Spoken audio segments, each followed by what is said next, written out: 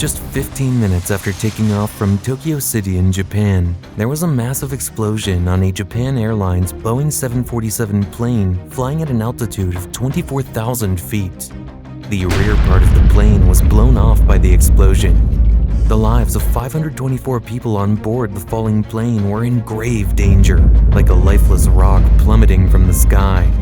Even after facing death directly, the pilot courageously makes every possible effort to regain control of the out-of-control plane. Stay with us for all the information related to the incident involving Japan Air Flight 123.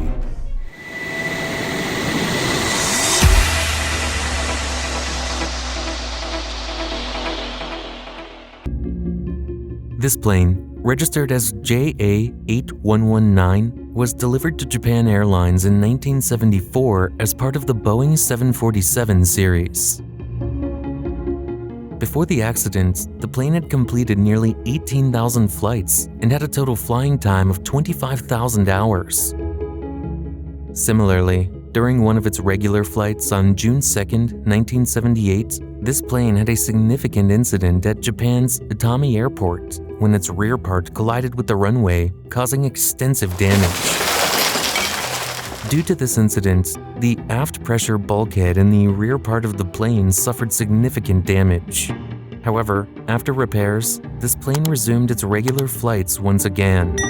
However, due to improper repairs, cracks were slowly increasing in the plane's pressure bulkhead over time. Perhaps no one had any idea that this small oversight would one day burst like a time bomb, taking the lives of hundreds in seconds.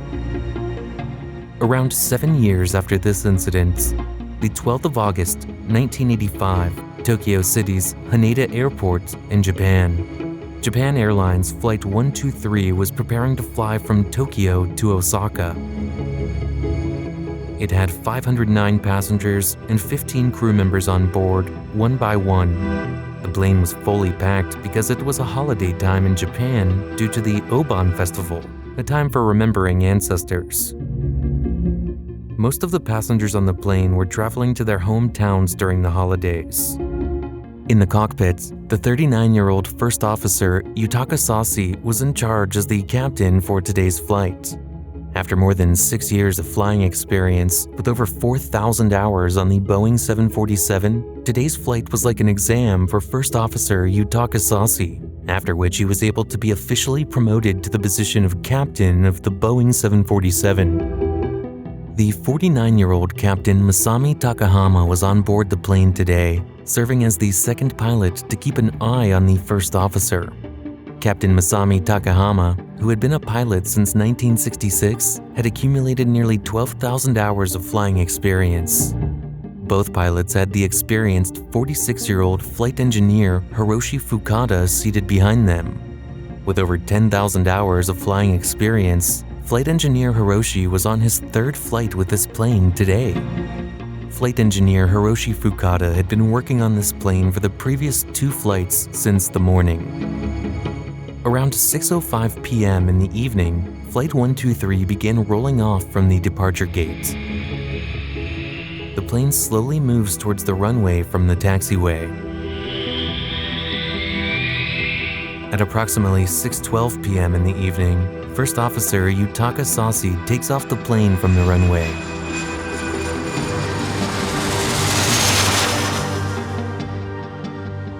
This flight from Tokyo to Osaka was just 1 hour long. As soon as this plane reached its cruising altitude of 24,000 feet for this short flight, it immediately began its descent for landing. On that day, there were strong winds, rain, and a slight risk of a mild storm in most parts of Japan. Keeping this in mind, the pilot planned to slightly alter Flight 123's route to the south, going over the sea to avoid the approaching storm. In the normal process, whenever a plane increases its altitude, the air pressure outside the plane decreases because the air gets thinner at higher altitudes. To ensure that passengers inside the plane can breathe comfortably, the plane's engines are used to pump air into the cabin, increasing the air pressure inside the plane. While keeping an eye on the instrument panel in the cockpit, the flight engineer inside the cabin was adjusting the cabin's air pressure according to the process.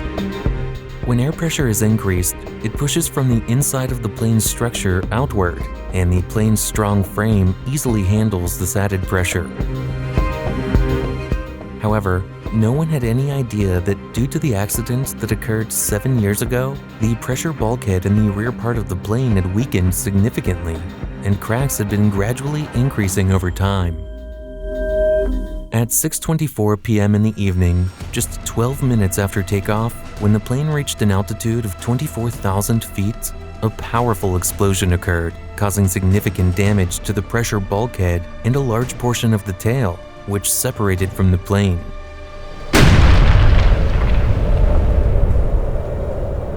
Due to the immense pressure caused by the explosion, not only did the tail and bulkhead compartment suffer damage, but several other crucial parts, including the rudder, auxiliary power unit, and other important components, also broke apart from the plane. As the air pressure decreased rapidly, the items stored in the passenger cabin and several small parts of the plane were pulled out quickly from the cabin and went outside. As the air pressure dropped, oxygen masks started to hang down in the cabin. The flight crew immediately instructed all passengers to put on their oxygen masks and fasten their seatbelts. Upon seeing all this, the captain immediately transmitted a distress signal of 7700 on the transponder. The captain's job was to let the ATC tower and all nearby planes know that there was a major problem on the plane. The captain immediately told the first officer to turn the plane back towards Tokyo. As soon as the first officer turned the plane to the right to go back, the plane started to lose control and veer sharply to one side. The first officer was putting all their strength into trying to straighten the plane, but despite their countless efforts, they couldn't regain control. It seemed as though all the systems of the plane had failed. At that moment, the flight engineer's attention was drawn to the control panel right in front of them. One by one, all the hydraulic pressure meters started showing 0 readings. Along with the flight engineer, the pilot also realized that all of the plane's hydraulic systems had failed. The failure of the hydraulic systems in any plane means a life-threatening situation, as it becomes impossible to control the plane in any way. The rudder, located in the tail part of any plane, is responsible for controlling the plane's direction or altitude. The plane started to sway from side to side, much like a bird with one wing clipped, and it was rapidly tilting to the right and left. In aviation terminology, this kind of movement is referred to as Dutch roll. With all their might, both pilots were trying to straighten the plane, but it wasn't just a matter of getting the plane on course. Due to the hydraulic pressure failure, the plane's elevator had also failed. As a result, the plane was rapidly descending thousands of feet at times and suddenly rising at other moments, making the situation extremely challenging. In the passenger cabin, everyone could see death right in front of them, and many passengers had started writing their final messages to their loved ones.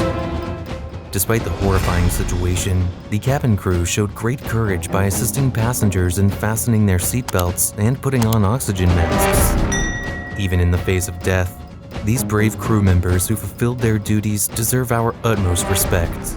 We salute them through our channel and to our viewers. In the cockpit, the pilot and flight engineer were still trying their best to regain control of the plane without wearing oxygen masks. Due to rapidly decreasing oxygen levels in their brains, the pilot and flight engineer were becoming victims of hypoxia. Hypoxia reduces our ability to think, understand, and make decisions, and a person slowly starts to lose consciousness in this condition.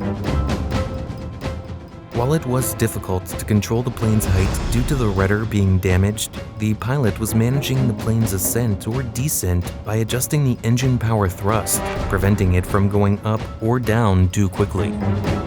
Whenever the plane started descending too quickly, they increased the engine power. Similarly, when the plane was ascending rapidly, they reduced the engine power. The ATC was repeatedly trying to contact the pilot to find out more about the emergency situation on the plane. In such a critical situation, the pilots were fully focused and doing their best to keep the plane safe, so the captain instructed the first officer to ignore the ATC calls and concentrate solely on controlling the plane. The flight engineer tried to find out about the explosion that occurred in the plane by calling the cabin crew on the intercom. When the cabin crew informed the flight engineer that a significant portion of the plane had been damaged and all passengers were only breathing with the help of oxygen masks, the flight engineer immediately told the captain to descend the plane, so that after descending to a lower altitude, all passengers could breathe without oxygen masks. However, without wearing oxygen masks, both pilots were struggling to control the plane in any way due to hypoxia, and they were also not fully understanding the flight engineer's instructions. The pilots just wanted to regain control of the plane in any way possible and bring it to a landing as quickly as possible. The flight engineer, seeing the pilot's condition, shakes the captain and directs his attention towards him, urging him to put on an oxygen mask again and instructing him to bring the plane down somehow. After hearing the flight engineer's words, both pilots put on their oxygen masks. Following this, their thinking and understanding improved slightly.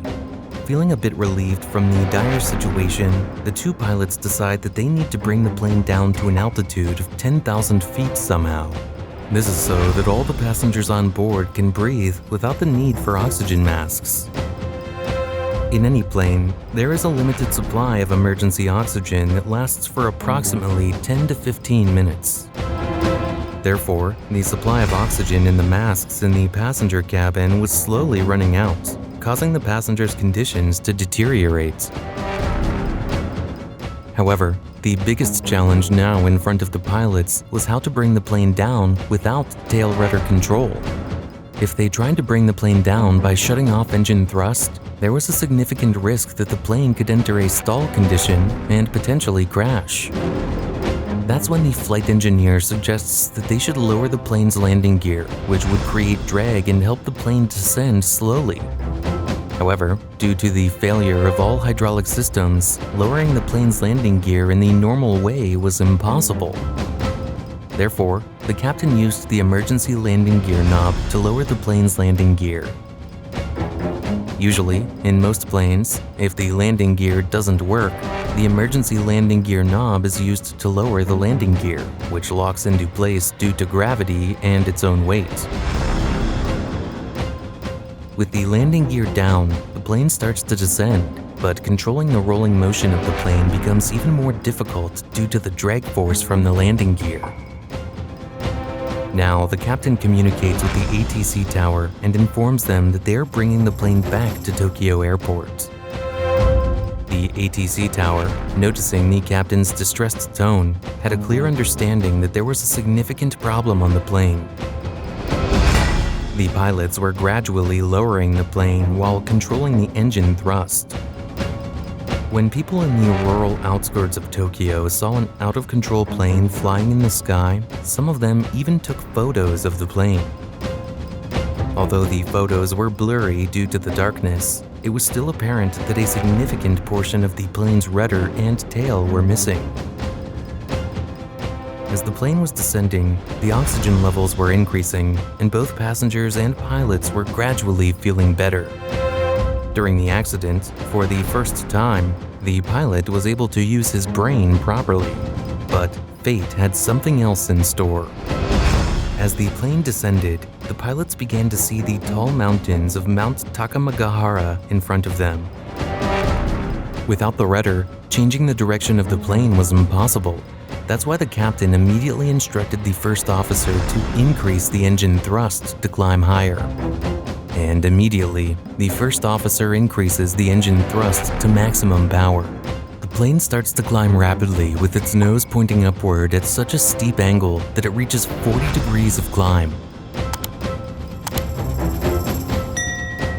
Due to the steep climb angle, the plane begins to approach a stall situation. The plane's control stick starts vibrating rapidly, and a stall warning alarm goes off in the cockpit.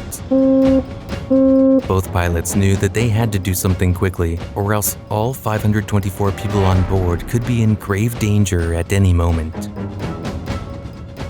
Then, the first officer suggests to the captain that they should lower the flaps to their lowest setting to increase drag and help level the plane.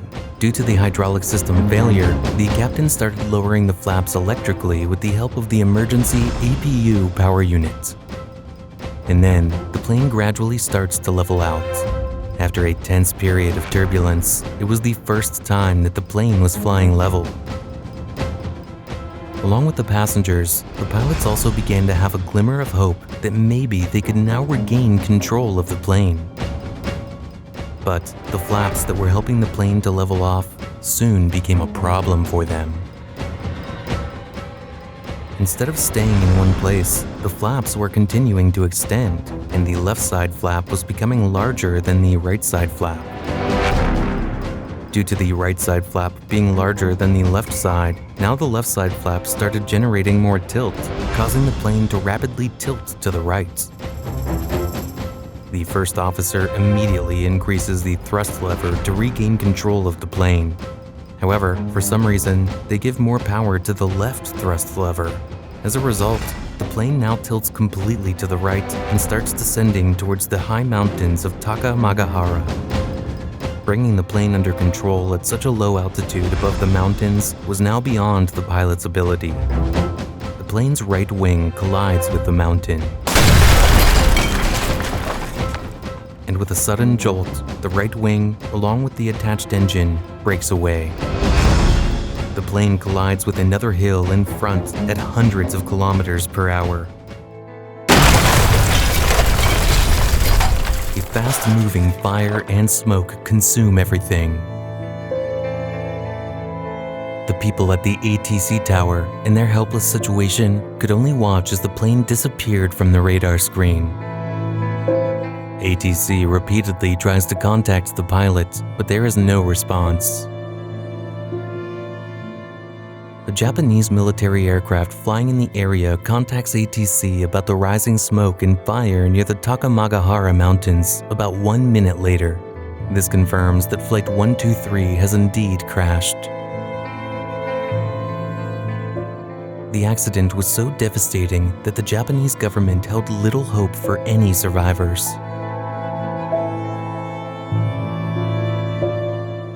Due to the bad weather and darkness, Japanese authorities may have been reluctant to send rescue helicopters, as it could have put their lives in danger as well.